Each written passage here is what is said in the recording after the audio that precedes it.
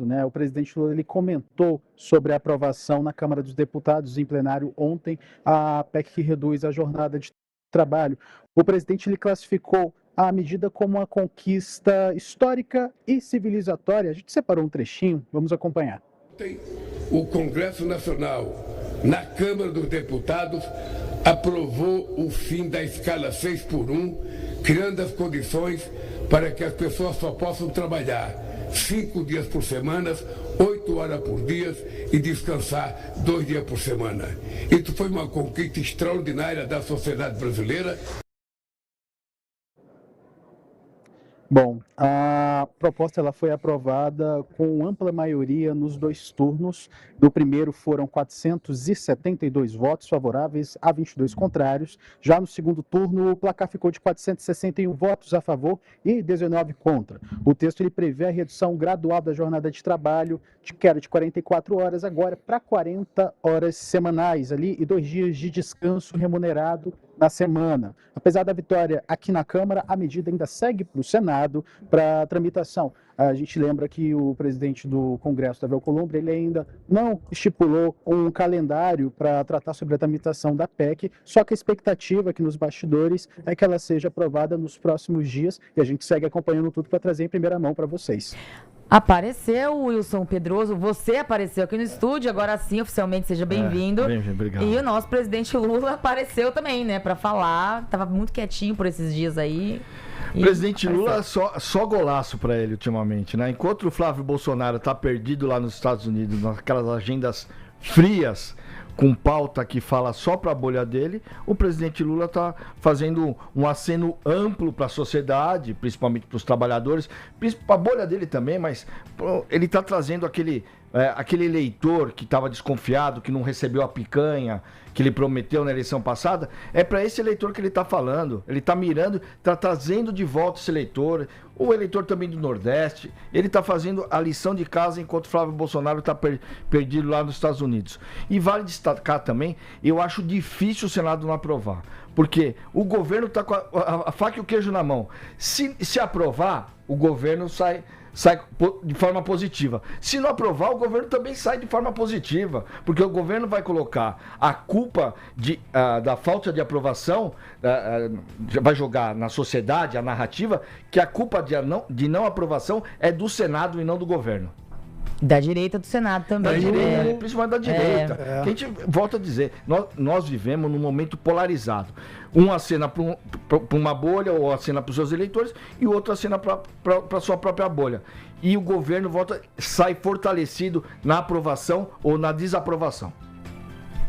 O Lula já mostrou aí com esse discurso de hoje que ele está pronto para usar essa aprovação como ferramenta de campanha, como uma das suas grandes estratégias para mostrar para o brasileiro, como disse o Wilson aí, que a picanha voltou sim, né? Que tem picanha de várias maneiras, tem picanha no descanso, que tem o programa Desenrola, que as pessoas resolveram as dívidas.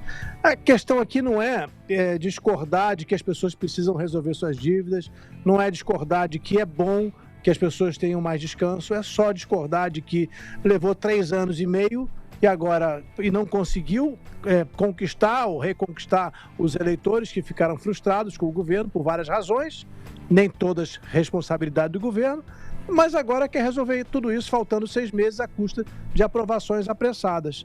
É complicado, mas é a realidade brasileira.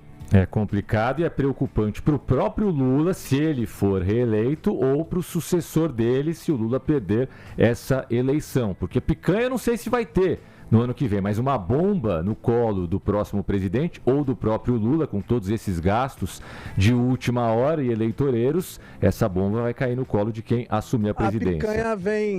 A picanha vem do Desenrola Brasil, o pessoal que está sem dívida consegue comprar uma picanha, pelo menos no período eleitoral, durante a Copa do Mundo agora, até outubro.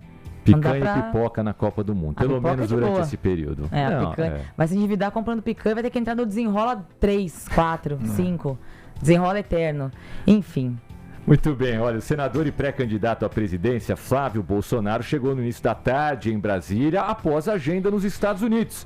Ele evitou falar com a imprensa. Flávio se reuniu com o presidente dos Estados Unidos, Donald Trump, para tirar uma foto, para conversar 2 ou 3 minutos, sei lá, e também com o secretário de Estado, Marco Rubio. Tratou de temas sensíveis ao governo brasileiro. A repórter Rafaela Soares traz as informações. O encontro com Marco Rubio e J.D. Vance aconteceu depois que Flávio se reuniu com o presidente americano Donald Trump na Casa Branca, em Washington. Segundo o senador, durante a conversa com Rubio, foram discutidos temas ligados ao combate ao crime organizado, relações bilaterais entre Brasil e Estados Unidos e cooperação internacional. Flávio afirmou que voltou a defender a classificação de facções criminosas brasileiras, como o PCC e o Comando Vermelho, como organizações terroristas pelos Estados Unidos. Depois dos encontros, Flávio já voltou ao Brasil e desembarcou no aeroporto de Brasília. A viagem ocorreu em meio ao desgaste da imagem do pré-candidato ao Planalto após a divulgação de mensagens entre Flávio e Daniel Vorcaro e o financiamento do filme Dark Horse por parte do ex-dono do Banco Master. Obrigado, Rafaela. Eu queria saber, tentar entender que agenda, porque a gente está falando em agenda, porque a gente tem esse hábito, né? Um senador viaja, tem agenda, mas foi uma viagem privada.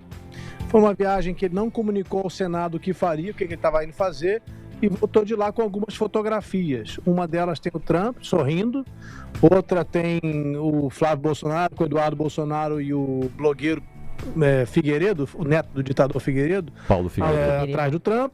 Paulo Figueiredo, tem uma outra foto com o subsecretário de Estado, tem uma foto com o Marco Rubio, mas teve agenda. Que conversas foram essas? Qual foi o relato do governo americano? Não tem nenhuma fonte oficial. Eu estou preocupado, eu estou vendo a imprensa brasileira de maneira geral, não nós. Eu estou vendo a imprensa de maneira geral, muitos veículos comprando essa viagem como se fosse realmente uma viagem de um líder brasileiro encontrando lideranças dos Estados Unidos. Eu vi ontem, não vou citar onde, mas vi numa televisão brasileira ontem, um repórter dizendo o seguinte: a agenda de Flávio Bolsonaro com o presidente Trump foi, inclusive, mais ampla e durou mais tempo do que a do presidente Lula. Fontes me informaram que ele passou mais de 1h40 com o Trump. Meu Deus do céu! Que fontes são essas? Onde é que está bebendo essa parte da imprensa brasileira que acredita que houve reunião, que acredita que houve pedidos, pleitos, discussão sobre o que o Lula teria dito antes e como é que foi a conversa? Meu Deus do céu! Cadê? Cadê? Mostrem! Porque eu não quero nada contra um lado, nada a favor do outro, nunca, porque eu sou a favor da gente ser sempre clareza, transparência. Mostre a agenda, já que teve agenda, mostre alguma coisa de concreto, não uma foto sorridente ao lado do presidente americano. O Wilson, você vai comentar sobre isso, mas em cima do que o Alvarez falou, o Flávio, o senador, sem avisar ninguém no Senado, como é que funciona no Congresso? O senador, o deputado, eles podem simplesmente viajar? Eu não posso sair aqui viajar sem falar com os meus superiores aqui na TMC. O senador e o deputado federal, eles podem simplesmente saírem em viagem ou tem algum tipo de anúncio oficial? Eu vou falar achismo porque eu não entrei para ver a documentação. Eles devem ter entregue alguma documentação informando a viagem deles para os Estados Unidos. Acredito, porque deveria. Porque eles não podem... Ele informa que vai viajar, mas não detalha a viagem. Não justifica a ausência, né? Então, mas eu acho que ele não precisa justificar. O que ele tem que justificar é que ele vai estar fora do plenário, fora das suas funções, indo para os Estados Unidos. Mas eu queria destacar duas informações aqui importantes. Primeiro, os nossos amigos que nos acompanham no YouTube estavam vendo as imagens da chegada dele no aeroporto de Brasília. Chegada fake. Eles tiveram que mobilizar os funcionários da Câmara, porque nem deputados parece que tinham hoje já. Os deputados parece que depois que votaram 6-1, já foram embora de Brasília, já foram para os seus estados. Tem mulher com criança no colo. Mobilizar os funcionários da Câmara para receber o Flávio Bolsonaro. Diferente das mobilizações que o pai recebia nas eleições, que era uma coisa espontânea, que as pessoas iam mesmo, essa chegada de Flávio Bolsonaro é fake.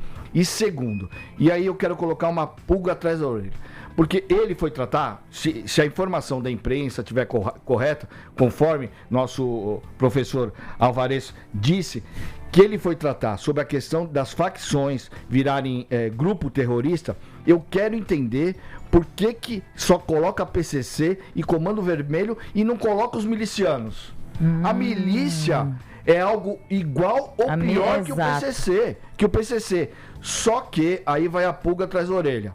Só que, ao longo de 10 anos, o Flávio Bolsonaro empregou um senhor chamado Adriano de Nóbrega, que foi morto de forma muito estranha, e empregava ele, que era miliciano, empregava a mãe dele e a filha dele. Por que ele só coloca o PCC, o Comando Vermelho, e não coloca os milicianos nessa regra? É isso que eu queria entender.